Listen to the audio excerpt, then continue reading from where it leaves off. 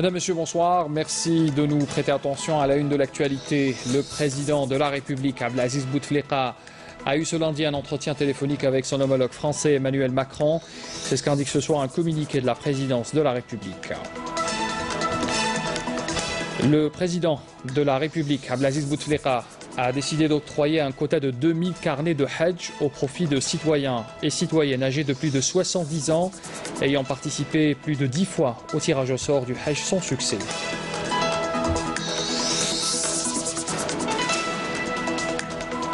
On parle également ce soir de cette intense activité pour le ministre des Affaires étrangères, Abdelkader Messahel, qui est en visite officielle en Russie.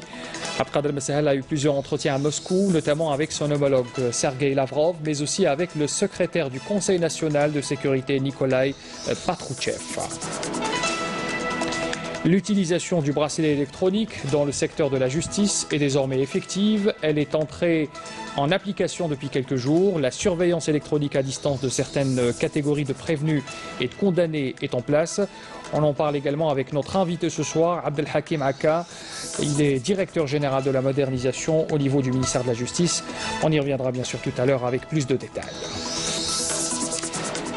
Voilà pour les titres de l'actualité. Pour commencer, d'abord, le président de la République, Abdelaziz Bouteflika, a eu ce lundi un entretien téléphonique avec son homologue français, Emmanuel Macron. C'est ce qu'indique ce soir un communiqué de la présidence de la République. Cet échange a permis aux deux chefs d'État de partager leurs analyses sur la situation au Mali ainsi qu'en Libye. C'est ce que précise encore le communiqué. Ils ont aussi examiner les voies et moyens de renforcer encore davantage la dynamique de la coopération algéro-française enclenchée par le sommet qui a regroupé les présidents algériens et français à Alger en décembre dernier. Et puis, comme je l'ai annoncé en titre également, le président de la République, Abdelaziz Bouteflika, a décidé d'octroyer un quota de 2000 carnets de Hajj au profit de citoyens et citoyennes âgés de plus de 70 ans ayant participé plus de 10 fois au tirage au sort du Hajj sans succès. C'est ce qu'indique ce soir un communiqué du ministère de l'Intérieur, des collectivités locales et de l'aménagement du territoire. À ce titre, le ministère informe tous les citoyens et citoyennes inscrits au tirage au sort pour le Hajj 2018 âgés de 70 ans et plus et ayant participé donc 10 fois et plus sans succès au tirage au sort, y compris celui du samedi pour le 10 février, que le président de la République, Abdelaziz Bouteflika, a décidé d'octroyer ce quota supplémentaire de 2000 carnets de Hajj à leur profit et bien sûr pour répondre à leur multitude de demandes et leur désir d'accomplir ce rite religieux. Le ministère informe également les citoyens concernés de cette opération que le tirage au sort aura lieu samedi 24 février au niveau des sièges des wilayas de leur lieu de résidence. Intense activité diplomatique pour le ministre des Affaires étrangères Abdelkader Messahel. Il entame une visite officielle en Russie. Abdelkader Messahel a eu plusieurs entretiens à Moscou, notamment avec son homologue Sergueï Lavrov, mais aussi avec le secrétaire du Conseil national de sécurité Nikolai Patrouchev. Le compte-rendu avec Nakhla Lorbi. Le ministre des Affaires étrangères Abdelkader Messahel et son homologue russe Sergueï Lavrov ont procédé aujourd'hui à une évaluation de l'état des relations bilatérales et de la coopération technique entre les deux pays, ainsi qu'un large échange de vues sur les questions régionales et internationales. Les deux ministres se sont félicités de relations historiques et privilégiées qu'entretiennent l'Algérie et la Russie, lesquelles relations traduisent les orientations stratégiques des deux chefs d'État, Abdelaziz Bouteflika et Vladimir Poutine, et ont souligné la volonté des deux pays de les renforcer davantage, de diversifier les domaines de la coopération bilatérale et d'accroître les échanges commerciaux et les investissements de part et d'autre. Au terme de cet entretien, les deux ministres ont procédé à la signature d'un accord sur la suppression de visas pour les détenteurs de passeports diplomatiques et de services qui devra faciliter les échanges de délégations entre les deux pays. On ne peut que se réjouir des résultats auxquels nous sommes parvenus. Nous avons de l'ambition, de part et d'autre, de renforcer la coopération entre nos deux pays. Je dirais même que nous sommes dans une dynamique exceptionnelle depuis la signature donc, de l'accord portant partenariat stratégique entre nos deux pays qui a été signé en 2001 par le président de la République, M. Abdelaziz Bouteflika et M. Poutine. Donc il y a une dynamique nouvelle dans cette coopération, elle se vérifie de jour en jour. La concertation, aussi qu'on touche au marché du gaz, par exemple, ou du pétrole, nous travaillons beaucoup ensemble dans les forums internationaux pour permettre donc au prix du pétrole et du gaz de se maintenir à un niveau acceptable et appréciable pour tous. Nous avons une concertation stratégique. Vous avez signalé la visite de M. Patrouchev à Alger et j'ai eu le privilège de présider avec lui la 3e session du dialogue stratégique entre nos deux pays. Nous avons évoqué les questions d'intérêt commun et avons passé en revue les situations de crise et de conflit au niveau régional et international, notamment la situation en Syrie, en Libye et au Mali. Et nous avons à ce propos relevé une convergence de vues quant à la nécessité de promouvoir les solutions politiques et de règlement pacifique à ces crises, dans le respect de la légalité internationale, notamment le droit des peuples de disposer d'eux-mêmes. Les deux ministres ont d'autre part abordé les questions liées à la déradicalisation et à la lutte contre le terrorisme et l'extrémisme violent. À ce titre, le ministre des Affaires étrangères a partagé avec son homologue russe l'expérience algérienne en la matière, laquelle constitue une référence internationale reconnue. Au cours de la conférence de presse animée par Abdelkader Messahel et son homologue russe Sergei Lavrov, le chef de la diplomatie russe a indiqué que la Russie soutient la tenue de négociations directes entre les deux parties au conflit du Sahara occidental, à savoir le Royaume du Maroc et le Front Polisario. Il a par ailleurs relevé l'importance de renforcer le rôle des Nations Unies en tant que cadre multilatéral, auquel revient la responsabilité de la préservation et de la promotion de la paix et de la sécurité internationale. Dans le reste de l'actualité, le président du Conseil constitutionnel, Mourad Medelsi, est au Caire en ce moment où il prend part à la 2e réunion de haut niveau des présidents de cours constitutionnelles et de cours suprêmes africaines. La réunion évoque plusieurs thèmes en rapport avec le développement du système judiciaire en général et la justice constitutionnelle en Afrique, en particulier notamment le droit du citoyen à l'exception d'inconstitutionnalité, le rôle de l'État dans la promotion de systèmes judiciaires, l'utilisation des nouvelles technologies de communication dans la modernisation de la gestion de la justice, outre la relation des cours constitutionnels avec les autres juridictions, le rôle du système judiciaire également dans la lutte contre la fraude, l'évolution du droit international et le rôle de la justice dans la mise en œuvre du programme de développement durable en Afrique à l'horizon 2030. Le général de corps d'armée Ahmed Gaïd Salah, vice-ministre de la Défense nationale, chef d'état-major de l'armée nationale populaire, présidera demain la réunion annuelle d'orientation des cadres et des responsables des structures de formation de l'ANP à l'école militaire polytechnique de Bourj el-Bahri, où il effectuera une visite de travail. C'est ce qu'indique ce soir le ministère de la Défense nationale dans un communiqué. Lors de cette visite, le général de corps d'armée présidera la réunion annuelle des cadres et des responsables des structures de formation et tiendra aussi une rencontre d'orientation avec les élèves des écoles militaires. Une information également à retenir ce soir, une casemate pour terroristes a été découverte et détruite lors d'une opération de fouille et de ratissage menée par un détachement de l'armée nationale populaire à Bourj Bouarerij. C'est ce qu'indique ce soir le ministère de la Défense nationale dans un communiqué. Et puis dans le cadre de la lutte contre la contrebande et la criminalité organisée, des éléments de la gendarmerie nationale ont saisi près de 34 kg de kif traité à Sidi Bel Abbès, 2 armes à feu à Batna, tandis que 29 664 unités de produits pyrotechniques et 10 quintaux de tabac, ainsi que 1440 unités de différentes boissons ont été saisies à Ouergla, Biskra et El Oued. Et puis d'autre part, un détachement de l'armée nationale a appréhendé à Taman Rasset 7 contrebandiers et saisi 2 véhicules tout-terrain et divers outils d'orpaillage, tandis que 19 immigrants clandestins de différentes nationalités ont été interceptés à Tlemcen et Insalah également. La ministre de l'Éducation nationale, Nouria Ben Ghabrit, a tenu hier soir au siège de son département une réunion avec les représentants des syndicats autonomes relevant de l'intersyndicale du secteur en vue d'examiner bien sûr la plateforme des revendications contenues dans le préavis de grève prévu pour le 20 et le 21 du mois en cours. Plusieurs revendications ont été soulevées par le collectif. Ces 5 syndicats autonomes ont par la suite annoncé le maintien de leur grève prévue pour les journées donc du 20 et du 21 février courant. À l'issue de cette réunion, écoutez les déclarations des deux partis syndicats et du côté du ministère de l'Éducation. Un certain nombre de revendications ont été plus ou moins acceptées par le ministère de l'Éducation. comme la revendication concernant le décret présidentiel 14266 pour qu'il soit appliqué. Nous n'avons aucune feuille de route d'application de la loi spécifique pour régler les dysfonctionnements qui concernent la loi fondamentale. Concernant le volet financier, le ministère de l'Éducation nous a assuré que nos revendications vont être exposées au gouvernement. Nous avons appelé au calme. Nous disons aussi que le gouvernement doit porter nos revendications pour ne pas arriver à l'impasse. Nous avons parlé avec la ministre qui a demandé à connaître la situation dans le secteur. Nous avons eu un dialogue très franc et responsable avec la ministre qui a eu des bilatéraux avec les responsables des 5 syndicats pour étudier les revendications. Certaines ne sont pas du ressort du ministère de l'Éducation, comme l'amélioration du niveau de vie des enseignants et l'amélioration de la loi du travail ainsi que celui de la retraite. Pour les revendications qui concernent le ministère de tutelle, il s'agit du décret 14266 ou encore la révision de l'arrêté ministériel relatif aux examens professionnels ainsi que le dossier des œuvres sociales. Et nous avons demandé à nos collègues de nous présenter des suggestions dans ce sens. L'utilisation du bracelet électronique dans le secteur de la justice est désormais effective. Elle est entrée en application depuis quelques jours. La surveillance électronique à distance de certaines catégories de prévenus et de condamnés est en place. Voyez ce reportage de Malek Djazouli, le récit de Abdelmajid Bankassi.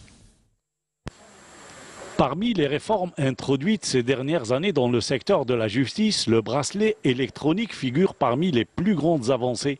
Pour le justiciable, le contrôle judiciaire devient alors un contrôle électronique. La surveillance électronique à distance est effective depuis cette année. Ce bracelet électronique dispose d'une fermeture incassable. Et au cas où on veut détruire l'appareil, une alerte se déclenche. Le bracelet dispose également d'un chargeur indépendant. Pour suivre le porteur du bracelet électronique, nous avons ici une application réelle de géolocalisation qui nous permet de situer avec exactitude la personne sous contrôle judiciaire. Et si cette personne sort de la zone déterminée, une alerte est émise. L'appareil émet immédiatement un message d'alerte déterminant l'heure, la localisation exacte et la vitesse de son déplacement à l'aide d'un dispositif GSM et GPS. Aujourd'hui, la personne mise sous contrôle judiciaire n'est plus obligée de se présenter devant les tribunaux ou les commissariats de police pour signer et montrer qu'il se trouve sur le territoire qui lui est assigné. Un nouveau dispositif est mis en place, le bracelet électronique ou ce qu'on appelle la peine électronique. Et cela concerne les personnes mises en cause et dont les peines ne dépassent pas les 3 années et qui n'ont pas commis de graves délits ou des délits d'atteinte à l'ordre public. De même qu'elles ne doivent pas être en situation de récidive.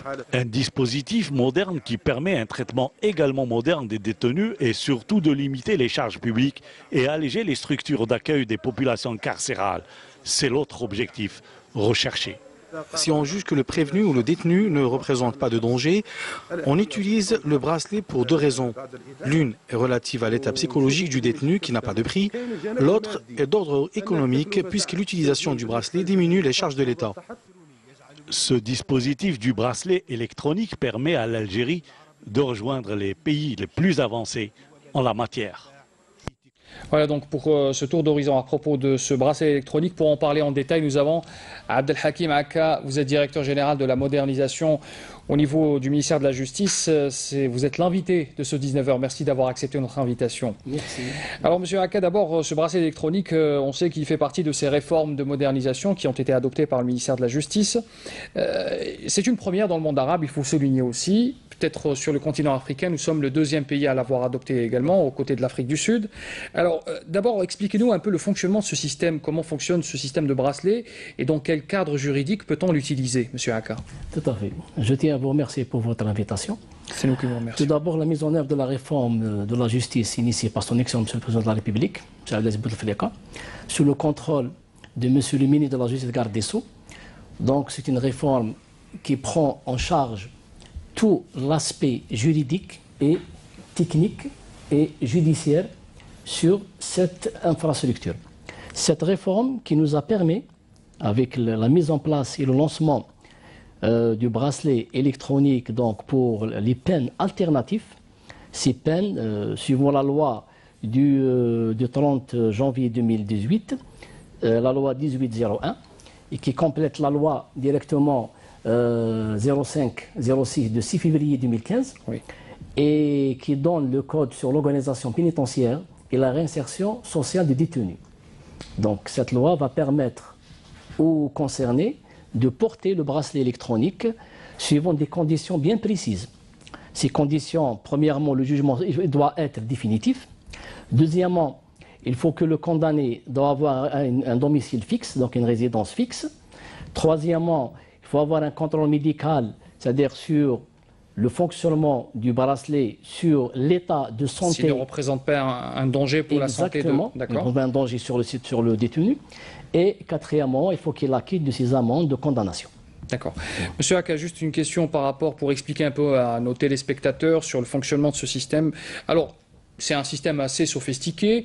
Est-ce qu'il est inviolable? Est-ce qu'aujourd'hui, par exemple, un détenu qui porterait éventuellement un bracelet, est-ce qu'il y a, j'imagine qu'il y a tout un arsenal technologique pour un peu encadrer ce système, parce qu'il s'agit aussi de détenus qui vont être libérés donc sous certaines conditions, monsieur Aka. Tout à fait, oui. Donc il y a l'application qui a été développée par des ingénieurs et techniciens algériens. La conception du bracelet électronique, la conception elle a été faite directement par des ingénieurs et techniciens algériens. Donc c'est une conception qui a été faite suivant des règles et qui a été personnalisée suivant les conditions algériennes, suivant les conditions de la réinsertion sociale. L'application elle-même possède des interfaces et des techniques très sophistiquées, parce qu'il y a l'interface qui a été faite et qui a développé avec un système de sécurité qui est interne au développement de l'application. Deuxièmement, le socle de bracelet, il contient directement une carte électronique dans laquelle un module de géolocalisation et une puce pour la transmission des datas et le positionnement de la personne dans n'importe quel... Donc si on explique un peu en détail, c'est-à-dire que le porteur du bracelet est continuellement identifiable sur un réseau, sur une zone géographique. On sait exactement là où il est à n'importe quel moment. Tout à fait. Donc il y a le côté GSM, donc il y a la position où il y a la couverture réseau au niveau national, oui, et le passage directement en GPS sur les satellites pour qu'il puisse être positionné et localisé avec un signal SMS. Est-ce qu'on a aujourd'hui un chiffre approximatif sur le nombre de personnes qui devraient porter ce bracelet, je veux dire, dans un avenir très proche? Combien de personnes seraient concernées par rapport au bracelet que vous avez bien sûr mis à disposition? Les personnes suivant les conditions qui seront directement stipulées dans la loi. Donc le juge d'application des peines. Donc ce sont les juges d'application des peines qui vont définir exactement quelles sont les personnes qui seront éligibles à porter ce bracelet, et d'autres qui, j'imagine que d'autres qui seraient accusés de crimes un peu plus graves, qui ne bénéficieraient pas systématiquement de ce système. Ça reste directement à l'appréciation du juge d'application des peines et à la commission nationale. Les juges d'application des peines. Merci pour cette précision. Monsieur Aka, une dernière question sur le coût. On parle de ce coût qui est important. Aujourd'hui, on adopte un nouveau système, ce bracelet électronique, qui va un peu soulager un peu l'administration pénitentiaire par rapport à certains aspects. Mais bien sûr aussi, on parle du point de vue réinsertion sociale et un peu, vous allez expliquer un peu... On parle de coût parce que la réinsertion sociale et la chaleur familiale n'a pas de coût, n'a pas de prix. Donc si on va voir déjà, ça, cet aspect est très important. Très important. Il y a la charge publique, donc le coût, il est beaucoup moins cher par rapport à quelqu'un qui sera directement détenu dans une prison. Donc la charge étatique, donc les frais et le recouvrement de cette personne, ça coûte très cher par rapport à la détention extérieure, à la peine alternative. Donc le coût, on ne peut pas parler directement du coût parce qu'on parle directement de l'aspect psychologique de la personne, l'aspect familial de la personne, donc la réinsertion familiale qui sera directement au niveau social, et le côté, la prise en charge psychologique de la personne pour la formation, pour le côté médical, etc. Est-ce que ce bracelet électronique aujourd'hui sera généralisé ou est-ce qu'il y a juste quelques wilayas qui sont concernés? Est-ce que c'est au niveau national? Est-ce que c'est une opération qui sera appliquée au niveau national? Il sera appliqué au niveau national suivant l'acquisition des bracelets, la quantité des bracelets qui seront directement suffisantes pour qu'on puisse faire une couverture nationale au niveau des 48 wilayas. Aujourd'hui, nous sommes sous quel nombre? Quel nombre de bracelets Pour l'acquisition, c'est pour 1000 bracelets. 1000 bracelets pour un début. On commence par 1000 bracelets pour un début, puis il sera directement... L'opération va être généralisée progressivement. Tout à fait. Monsieur Aka Abdelhakim, vous êtes directeur général de la modernisation au niveau du ministère de la Justice. Merci d'avoir répondu à nos questions et merci d'avoir été l'invité de ce 19h. Merci. Merci beaucoup. Voilà, on poursuit l'actualité pour vous parler à présent de cette déclaration du ministre des Travaux publics et des Transports. Abdelghani Zahlan a fait état ce lundi de la réception de 9 dossiers d'opérateurs privés pour l'ouverture de l'activité de transport aérien et maritime de marchandises, il faut le préciser, et qui relevaient des missions du seul secteur public qui s'exprimait sur les ondes de la radio nationale. Je vous invite à écouter sa déclaration. Le programme du président de la République a été bien pensé. Après la décision de geler quelques projets inscrits dans le programme ou même en cours de réalisation, les hautes autorités du pays ont décidé de débloquer graduellement quelques projets, suite bien sûr à l'amélioration progressive de la situation financière. Tout cela reflète la volonté des responsables à établir un réseau d'infrastructures de base, coûteux certes, mais très important pour le pays, lui permettant d'avoir une assise économique résiliente.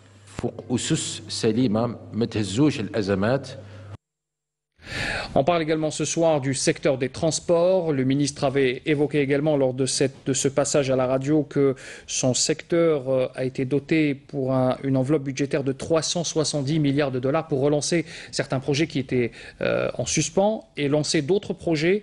On parle ce soir de Razawet. C'est une zone qui nous intéresse à l'ouest algérien avec un projet structurant qui est en phase d'être finalisé. C'est un projet d'une pénétrante autoroutière qui devra relier le port de Razawet, un port stratégique, on en a parlé il y a quelques jours dans ce même journal télévisé. Une pénétrante qui reliera donc ce port à l'autoroute Est-Ouest.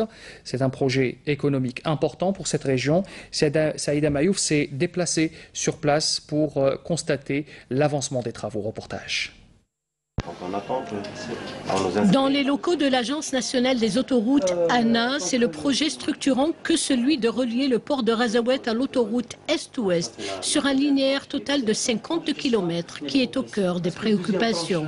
Le projet en question est subdivisé en 2 tranches, dont la première est en phase de travaux sur une longueur de 13 km et la seconde en phase d'études. La consistance de la première tranche est environ de 4 viaducs,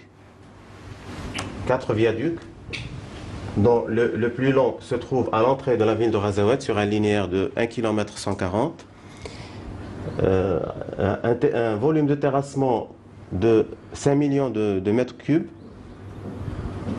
et 2 échangeurs. Le premier échangeur se trouve à l'entrée de la ville de Nodroma et le deuxième échangeur, c'est celui qui permettra le raccordement à l'autoroute Est-Ouest au niveau de la localité de Ouladria. Sur le terrain, les travaux avancent à un rythme accéléré. Nous sommes à l'entrée sud de la ville portuaire de Razawet. L'impressionnant viaduc de la liaison autoroutière prend forme. Avec plus de 1 km de longueur, ce viaduc est le plus long dans cette réalisation de taille. On est ici à l'aile de fabrication des poutres. Le projet, la date de démarrage de ce projet, c'est janvier 2015. Les entreprises de réalisation, c'est un groupement algéro-chinois. Algéro, c'est l'entreprise de Nouni et l'entreprise étatique Seror. L'entreprise chinoise, c'est CRCC. C'est des poutres de 36 mètres. Qui vont être réalisés et puis par la suite posés au niveau du viaduc à l'entrée de la ville de Razawet. Donc un viaduc d'un linéaire total de 1 km 140. Commencer la région de Razawet et l'ouest du pays est connu par ses potentialités agricoles, économiques, halieutiques. Donc cette autoroute, cette pénétrante va permettre de répondre aux besoins des transporteurs qui transportent les marchandises de l'intérieur du pays vers le port et pour permettre l'exportation de nos produits nationaux. Constitué de plusieurs travées et de dizaines de culées en béton armé, cet imposant viaduc traverse la route nationale 98 qui dessert Nedroma et Tlemcen. Outre le désengorgement de la ville en matière de trafic urbain, il demeure d'un impact positif certain sur l'économie dans cette région de l'extrême ouest du pays. Il est mitoyen à notre zone extraportuaire qui est tout juste là. et qui est implanté dans une zone industrielle en cours de développement. Comme vous pouvez le voir, il y a beaucoup d'industries qui sont en train de s'installer. La zone extraportuaire est mitoyenne à la pénétrante d'autoroute. On espère que bientôt, ça sera un vrai élan économique pour le port et pour la région. Devant être réceptionné à la fin de l'année en cours, ce premier tronçon de la pénétrante autoroutière comprenant 3 échangeurs et 3 viaducs fait partie intégrante du schéma directeur routier et autoroutier qui s'inscrit dans le cadre de l'aménagement du territoire. On va à Tiaret, plus précisément dans la commune de Ksar Chellala, où les habitants ont bénéficié sur place d'un lot de 800 logements publics locatifs, des LPL, en attendant l'attribution de plusieurs autres tranches de logements d'ici la fin de l'année. Des heureux et plus d'explications dans ce reportage de Naïma Chekchek. Les nombreux projets étatiques pour la construction de logements ont permis hier à la commune d'Orsar Chellala, dans la wilaya de Tiaret, de se renforcer avec 800 logements publics locatifs LPL qui ont été distribués aux bénéficiaires. J'ai attendu 9 ans et voilà que j'ai enfin mon logement. Cela fait 7 ans que j'attends impatiemment cet instant. Je remercie Dieu pour cette acquisition. Ces cités de logements sont dotées de commodités et d'espaces aménagés. Les autorités locales parlent d'un programme consistant en matière de logement.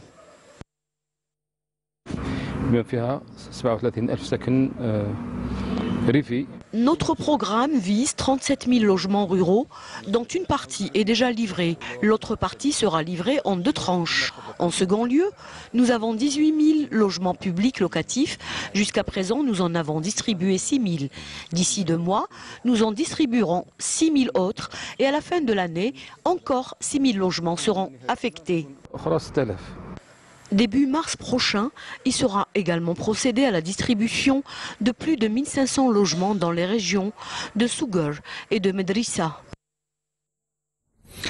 On termine ce journal avec cette destination. On va à Timimoun pour parler de Yakuta, qui est le nom d'un groupe de musique traditionnelle dans cette ville du sud. C'est un groupe de jeunes qui s'est réuni il y a plus de 7 ans. Aujourd'hui, ces jeunes musiciens en herbe sont devenus des professionnels de la musique festive du Qarqabou. C'est un style de musique très répandu dans la partie ouest de l'Algérie. Naïm Al-Walish, reportage.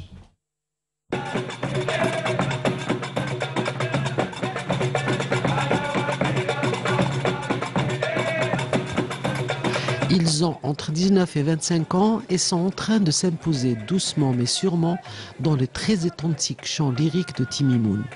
Leur groupe se nomme précieusement Yakuta et il a seulement 7 ans d'âge. Pas de disque ni de tournée pour l'instant, mais beaucoup de préparation pour diversifier un répertoire déjà très riche.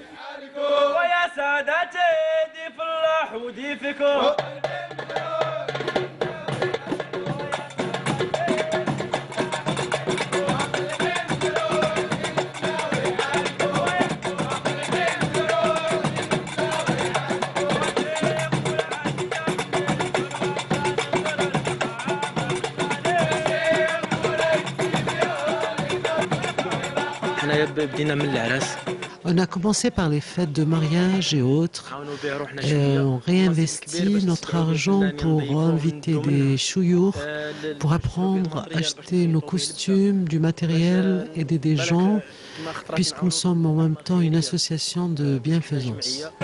Bien qu'il s'inspire volontairement du chant simpliste du Qarqabou, le groupe Yakuta ambitionne de maîtriser d'autres styles comme le Chellali, le Barod, le Gnawi et même l'Ahlil, auquel il infuse beaucoup de rythme car la marque de fabrique du groupe c'est du 100% léger et surtout festif.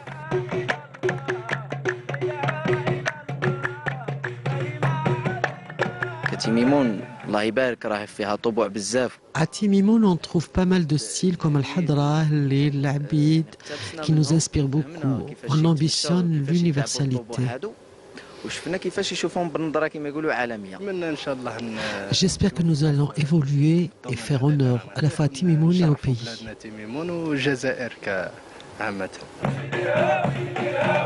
Lycéens ou fonctionnaires, ils sont une quinzaine à évoluer autour de ce groupe qu'ils veulent être représentatifs de Timimoun. Et la preuve, c'est que leur costume blanc-rouge est une forte réplique de leur antique oasis rouge.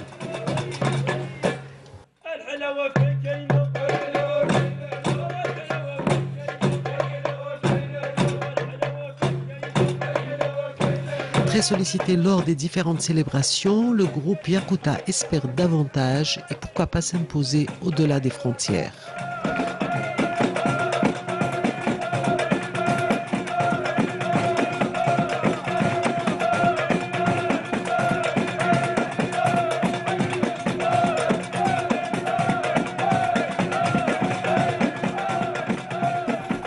Et ça met l'ambiance. Voilà, c'est la fin de ce journal. Merci de l'avoir suivi. Très bonne soirée à tous. Un rendez-vous à ne pas manquer également juste après ce journal. L'émission Dans le Champ. Nabil Kitouni et Kherdin Khaldoun vous font découvrir ce soir le métier de scénariste.